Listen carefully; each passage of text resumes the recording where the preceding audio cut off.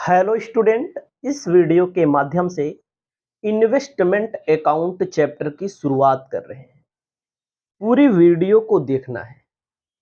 यदि आप अपनी कॉपी में हमारे द्वारा बताए गए टॉपिक को नोट कर लेंगे तो मैं आपको गारंटी देता हूं आप जिंदगी में कभी भूलेंगे नहीं। यदि आपको लगता है कि हम धीरे धीरे पढ़ा रहे हैं तो या तो आप YouTube पर हमारा वीडियो देखेंगे या तो हमारे ऐप पर देखेंगे। स्पीड बढ़ाने का ऑप्शन होता है तो स्पीड आप वहां से बढ़ा लेंगे। तो सबसे पहले आपको अपनी कॉपी में चैप्टर का नाम लिखना है हिंदी में विनियोग खाते। विनियोग खाते को इंग्लिश में कहते हैं इन्वेस्टमेंट अकाउंट। विनियोग खाते को क्या बोलते हैं? Investment account. सबसे पहले विनियोग का मतलब समझ लीजिए, इन्वेस्टमेंट का मतलब समझ लीजिए। सबसे पहले विनियोग का मतलब समझ लीजिए। जनता के पास जो पूंजी होती है, मान लीजिए हमारे पास थोड़ी देर के लिए 2 लाख रुपया पड़ा हुआ है। 2 लाख रुपया पड़ा हुआ है। 2 लाख रुपए को अगर आप किसी बैंक में रख देते हैं, वैसे सेविंग अकाउंट में रखे हैं, तो नाम मात्र का इंटरेस्ट मिलेगा, ब्याज मिलेगा, नहीं तो ना के बराबर मिलेगा। हमने रखा था, हमको 1 रुपया नहीं मिला। अगर आप एफडी करवा देते हैं तो आपको कुछ परसेंटेज में ब्याज मिलेगा। फिक्स डिपॉजिट करवा देते हैं 7.5 7.7 ऐसे कुछ होता है, सालाना ब्याज मिलेगा। तो कहने का मतलब हम यहां पहले पढ़ेंगे विनियोग के बारे में। विनियोग का मतलब होता है जमा करना, इन्वेस्टमेंट करना। जो जनता के पास पूंजी होती है, जो जनता के पास धन होता है, उसको जमा करना। ठीक है, तो हम इस तरह नहीं लिखेंगे विनियोग के आशय में।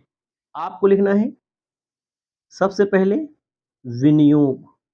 विनियोग का मतलब इन्वेस्टमेंट। ठीक है, विनियोग का मतलब होता है अपनी पूंजी को जमा करना, ताकि ताकि हमारा या हमारी पूंजी सुरक्षित भी रहे और उस पर आय भी प्राप्त हो। हम आपको जो जो बता रहे हैं समझिए। हमारे पास 2 लाख रुपया है, 2 लाख रुपया हम कहीं पर रख देंगे, वो जहां रखना है भी आगे बताया जाएगा। हमारा पैसा सुरक्षित भी रहे और हमें कुछ आय भी प्राप्त हो, इसे पूंजी बोला जाता है। हम अपने लैंग्वेज में पूरी परिभाषा लिख रहे हैं, ये तो वैसे केवल हम समझा रहे हैं। विनियोग का मतलब क्या होता है? विनियोग का मतलब होता है आय की दृष्टि से एवं सुरक्षा की दृष्टि से अपने धन को लगाना। अपने धन को लगाना क्या कहलाता है? विनियोग कहलाता है। ध्यान दीजिएगा, विनियोग अपने धन को ऐसे स्थान पर लगाना जहां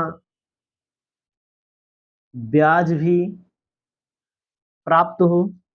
ब्याज का मतलब आय प्राप्त हो और हमारा धन भी सुरक्षित रहे, इसे विनियोग कहते हैं। या हम लिख सकते हैं आय व सुरक्षा की दृष्टि से अपना पैसा जमा करना, अपना धन जमा करना, अपनी पूंजी जमा करना विनियोग कहलाता है। मतलब पैसा हमारा सुरक्षित भी रहेगा, उस पर कुछ कमाई भी होती रहेगी। ठीक है, जो जमा किया जाता है, जो निवेश किया जाता है, निवेश का मतलब कहाँ किया जाता है? निवेश सरकारी भी कर सकते हैं और निजी क्षेत्रों में भी कर सकते हैं। तो इतना पहले लिख लीजिए। अब आपको हम बता रहे हैं इसमें प्रतिभूति क्या होती है। प्रतिभूति, ठीक है, आपको लिखना है। देखो, जो धन निवेश किया जाता है, कहाँ निवेश किया जाता है? प्रतिभूतियों में। हम ऐसे भी लिख सकते हैं, अपनी धनराशि को प्रतिभूतियों में निवेश करना, जहां पर हमारा पैसा सुरक्षित भी रहे, हमें कुछ कमाई भी होती रहे, उसे प्रतिभूति कहते हैं। तो प्रतिभूति क्या है? प्रतिभूति का मतलब होता है जब धन का निवेश, निवेश का मतलब जमा किया जाता है, इन्वेस्टमेंट किया जाता है, निवेश किया जाता, क्या किया जाता है? जब धन को निवेश किया जाता है, तो इसके प्रमाण के लिए जो प्रपत्र प्राप्त होता है उसे प्रतिभूति कहते हैं। जब पैसा कहीं पर जमा करोगे, कोई कागज मिलेगा, उसी कागज को प्रतिभूति कहा जाता है, उसी कागज को सिक्योरिटी कहा जाता है। इस बात को याद रखिएगा, ठीक है। तो इसके लिए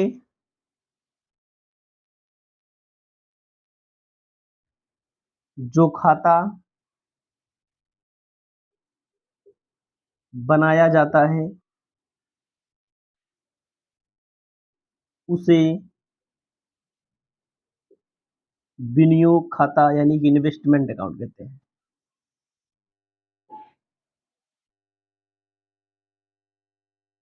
क्यों बनाया जाता है खाता?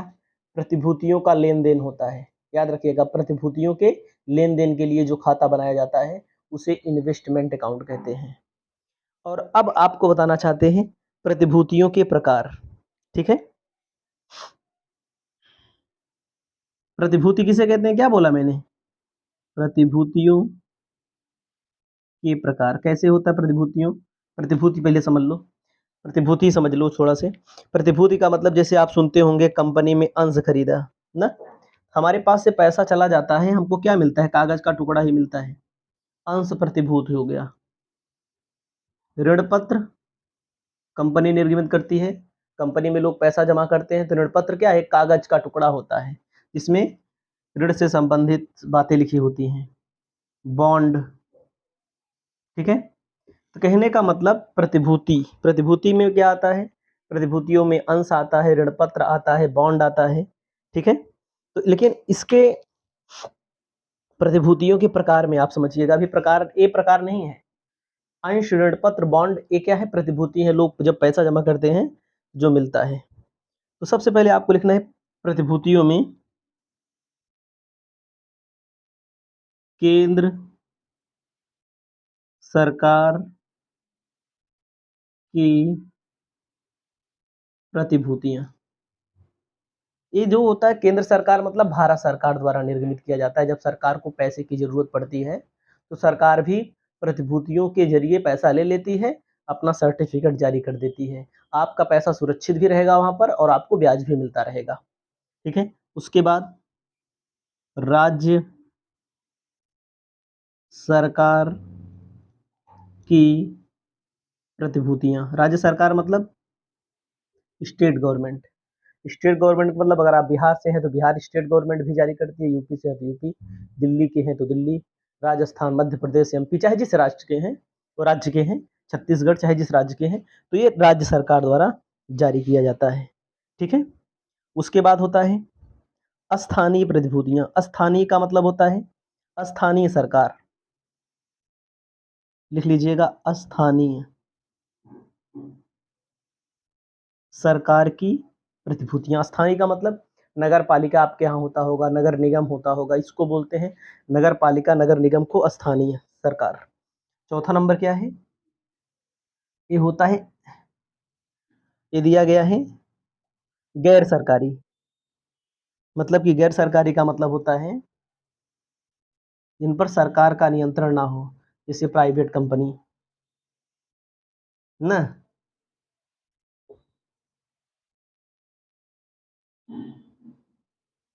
इसको लिख लीजिए। हमने क्या बताया, सबसे पहले आपको विनियोग समझना है, अपने पैसे को ऐसे स्थान पे लगाना जहां हमारा पैसा सुरक्षित भी रहे, हमें कुछ धनराशि भी अर्जित होती रहे, हमारी कुछ कमाई भी होती रहे, हमारा पैसा ना। जैसे हमारे पास 2 लाख था, हमने 2 लाख बैंक में जमा कर दिया, 7 दूनी 14, 14,000, 15,000 रुपये हमें साल भर में ब्याज मिल जाएगा। 2 लाख तो हमारा हमारा पड़ा ही है, हमको 15,000 फायदा मिल जाएगा, तो सही में फायदा मिल जाएगा, सही है कि नहीं, फायदा मिल जाएगा। तो इसे क्या बोलते हैं, इसे बोलते हैं निवेश, इन्वेस्टमेंट।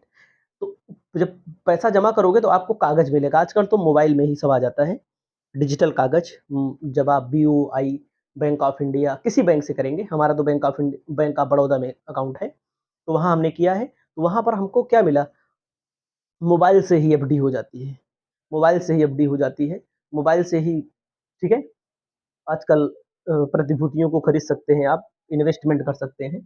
तो जब आप पैसा जमा करते हैं तो आपको रसीद मिलती है, चाहे डिजिटल रसीद मिले, चाहे आप किसी बैंक में जमा करेंगे तब भी रसीद मिलेगी, उसी को बोला जाएगा प्रतिभूति। एक प्रपत्र होता है, कागज होता है, ठीक है।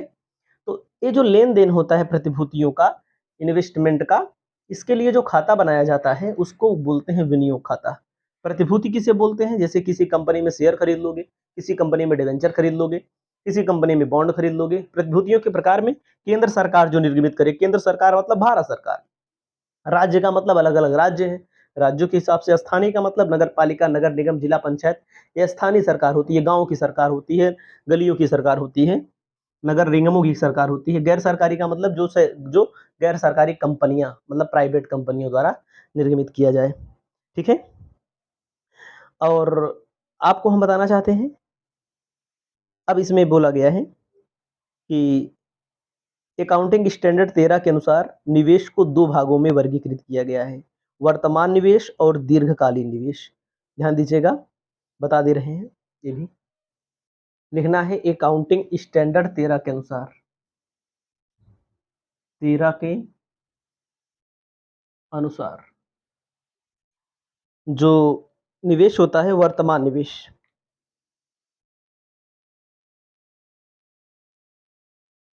वर्तमान निवेश, इसको चालू निवेश कहते हैं। चालू निवेश का मतलब होता है कि ऐसा निवेश जो जल्दी से वसूल किया जा सकता हो, 1 वर्ष से अधिक समय तक रखने का इरादा हो, ठीक है। 1 वर्ष से अधिक समय तक, 1 वर्ष से अधिक समय तक रखने का जहां पर इरादा हो, उसको क्या बोला जाता है, उसको बोला जाता है वर्तमान या चालू निवेश। अगला है दीर्घकालीन निवेश। 1 वर्ष से अधिक समय तक रोके रखने का इरादा हो, मतलब कि कुल मिलाकर के चालू निवेश में कहा गया है जो जल्दी से वसूल किया जा सकता हो, ऐसे निवेश 1 वर्ष से अधिक समय तक रखने का इरादा होता है, इसकी राशि, लागत व उचित मूल्य कम होती है, ठीक है। दीर्घकालीन निवेश का मतलब क्या होता है, ऐसे निवेश जो शीघ्र वसूली योग्य हो, ठीक है, शीघ्र वसूली योग्य हो, वसूली योग्य हो जाए, मतलब कि जल्दी पैसा इनका मिल जाए। इसको अपनी कॉपी में लिख लीजिएगा। इसके बाद और भी चीजें, बहुत सारी चीजें हैं जो हम आपको एक एक करके बताते रहेंगे। इस वीडियो को यहीं पर समाप्त